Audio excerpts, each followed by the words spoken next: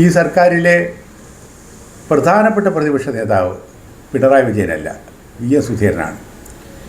V S Sudheeran ഒരു വിധത്തിൽ പറഞ്ഞാൽ വി ഡി സതീശനെ മുഖ്യമന്ത്രിയാക്കാൻ വേണ്ടി ഹൈക്കമാൻഡിൽ ശുപാർശ ചെയ്ത ഒരു പ്രധാനപ്പെട്ട അംഗം തന്നെയാണ്. അതേ സുധീരൻ തന്നെ വി ഡി സതീശനെ താഴെ ഇറക്കാൻ വേണ്ടിയിട്ട് വീര്യം കുറഞ്ഞതും വീര്യം കൂടിയതായിട്ടുള്ള വാക്കുകൾ ഉപയോഗിച്ചുകൊണ്ട് രംഗത്തെത്തിയിരിക്കുകയാണ്.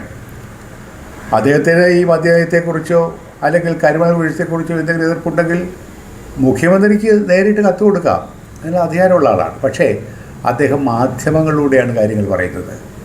അപ്പോൾ ഒരു വിധത്തിൽ പറഞ്ഞാൽ വി ഡി സതീശനെ താഴെ ഇറക്കണം, അതാണ് ഒരു ലക്ഷ്യം.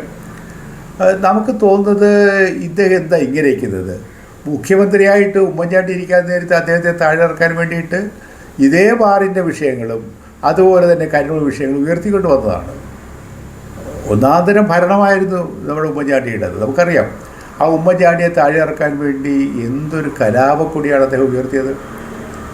രണ്ടാമതൊരു ഭരണം കൂടെ കിട്ടാൻ സാധ്യതയുണ്ടെന്ന് കണ്ടപ്പോഴാണ് അദ്ദേഹം ഉമ്മൻചാണ്ടിക്കെതിരെ ആഞ്ഞടിക്കാൻ തീരുമാനിച്ചത്. ഈ എം ടി വാസുദേവൻ നായരുടെ ഒരു കൊച്ചു നോവലുണ്ട്, കാലം എന്നാണ് അതിലെ പേര്. അതിലൊരു കഥാപാത്രമുണ്ട്, സേതു. സേതു എപ്പോഴും പറയുന്നൊരു വാക്കുണ്ട്, ഞാൻ സേതുവാണ്. സേതുവിന് ഈ ഭൂമിയിൽ ഒരാളോട് മാത്രം സ്നേഹമുള്ളത്, അത് സേതുവിനോട് മാത്രമാണെന്നാണ്. ഈ ഭൂമിയിൽ സേതു അദ്ദേഹത്തിൻ്റെ ഭാര്യയെക്കാളും മക്കളെക്കാളും എല്ലാം സ്നേഹിക്കുന്നത് സേതുവിനെ മാത്രമാണ്. ഇത് തന്നെയാണ് V M Sudheeran. V M സുധീരന് കോൺഗ്രസിനോടുള്ള സ്നേഹം. വി എം സുധീരൻ ജീവിക്കുന്നത് കോൺഗ്രസ്സിലൂടെ അധികാരത്തിൽ വന്ന് പാർലമെൻറ്റ് അംഗവും അതുപോലെ തന്നെ സ്പീക്കറും എം എൽ എയും ഒക്കെ ആയിട്ട് ഇരുന്നപ്പോൾ കിട്ടിയ ആ പണം പെൻഷൻ കൊണ്ടാണ് ജീവിക്കുന്നത്. അദ്ദേഹത്തിന് ഒരു കൂറില്ല, ഈ പാർട്ടിയുടെ ഒരു കൂറില്ല.